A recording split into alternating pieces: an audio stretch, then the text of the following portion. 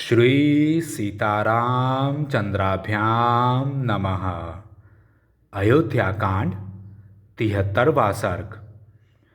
भरत का कैकई को धिक्कारना और उसके प्रति महान रोष प्रकट करना।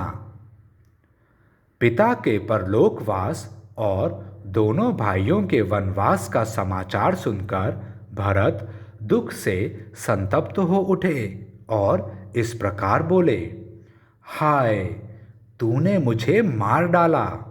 मैं पिता से सदा के लिए बिछुड़ गया और पितृतुल्य बड़े भाई से भी बिलग हो गया। अब तो मैं शोक में डूब रहा हूँ। मुझे यहाँ राज्य लेकर क्या करना है? तूने राजा को परलोकवासी तथा श्री राम को तपस्वी बनाकर मुझे दुख पर दुख दिया है, घाव पर नमक सा छिड़क दिया है।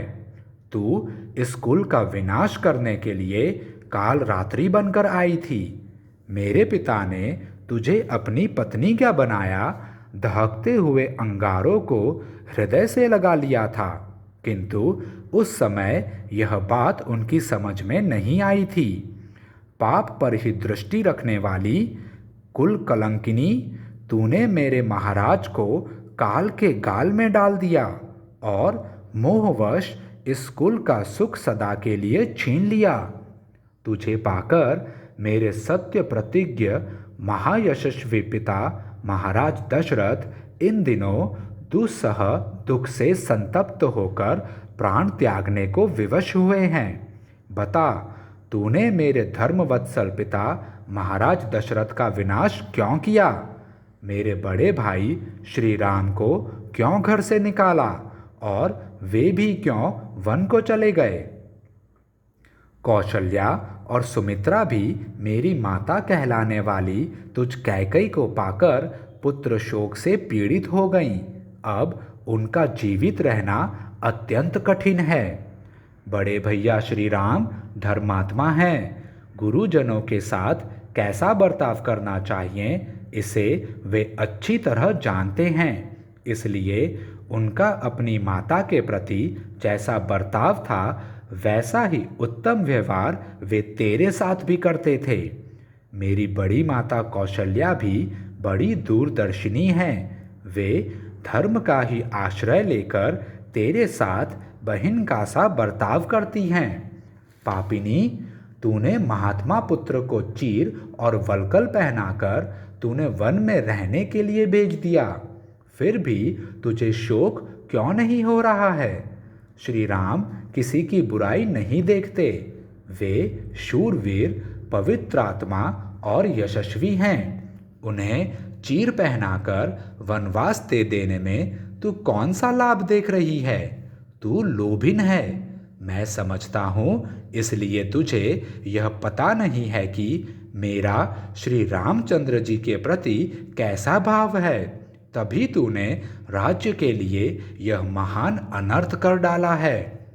मैं पुरुष सिंह श्री राम और लक्ष्मण को न देखकर किस शक्ति के प्रभाव से इस राज्य की रक्षा कर सकता हूँ? मेरे धर्मात्मा पिता महाराज दशरथ भी सदा उन महातेजस्वी बलवान श्री राम का ही आश्रय लेते थे। उन्हीं से अपने लोक परलोक की सिद्धि की आशा रखते थे।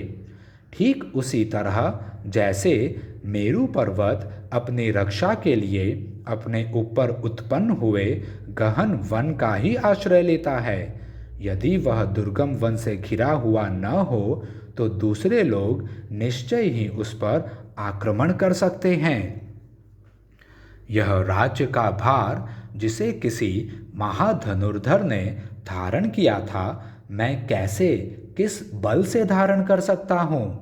जैसे कोई छोटा सा बछड़ा बड़े बड़े बैलों द्वारा ढोए जाने योग्य महान भार को नहीं खींच सकता, उसी प्रकार यह राज्य का महान भार मेरे लिए असह्य है। अथवा नाना प्रकार के उपायों तथा बुद्धि बल से मुझ में राज्य के भरण पोषण की शक्ति हो तो भी केवल अपने बेटे के लिए राज्य चाहने वाली तुझ कैकई की मनःकामना पूरी नहीं होने दूंगा। यदि श्री राम तुझे सदा अपनी माता के समान नहीं देखते होते तो तेरे जैसी पापपूर्ण विचार वाली माता का त्याग करने में मुझे तनिक भी हिचक नहीं होती।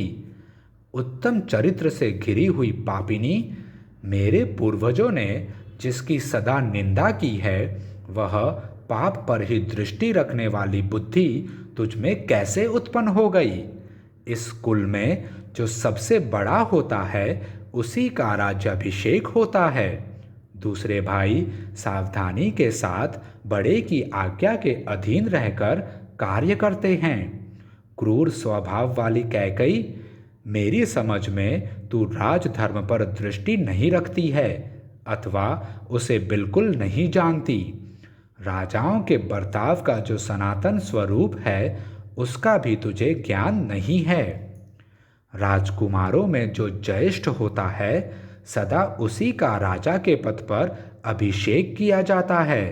सभी राजाओं के यहाँ समान रूप से इस नियम का पालन होता है। इक्ष्वाकु वंशी नरेशों के कुल में इसका विशेष आदर है। जिनकी एकमात्र धर्म से ही रक्षा होती आई है तथा जो कुलोचित सदाचार के पालन से ही सुशोभित हुए हैं, उनका यह चरित्र विषयक अभियान आज तुझे पाकर तेरे संबंध के कारण दूर हो गया। महाभागे, तेरा जन्म भी तो महाराज कैकय के कुल में हुआ है, फिर तेरे हृदय में यह निंदित बुद्धि मोह कैसे उत्पन्न हो गया। अरे, तेरा विचार बड़ा ही पापपूर्ण है। मैं तेरी इच्छा कदापि नहीं पूर्ण करूँगा। तूने मेरे लिए उस विपत्ति की नींव डाल दी है जो मेरे प्राण तक ले सकती है। यह ले, मैं अभी तेरा अप्रिय करने के लिए तुल गया हूँ। मैं वन से निष्पाप भ्राता श्री राम को, जो स्वजनों के प्रिय हैं, लौटा लाऊंगा।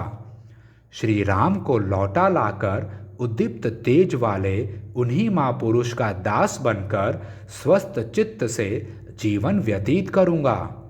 ऐसा कहकर महात्मा भरत शोक से पीड़ित हो पुनः जली कटी बातों से कैकेयी को व्यथित करते हुए उसे जोर जोर से फटकारने लगे, मानो मंदराचल की गुहा में बैठा हुआ सिंह गरज रहा हो। इस प्रकार श्री वाल्मीकि निर्मित आर्ष रामायण आदि काव्य के अयोध्या कांड में 73वां सर्ग पूरा हुआ। जय श्री राम।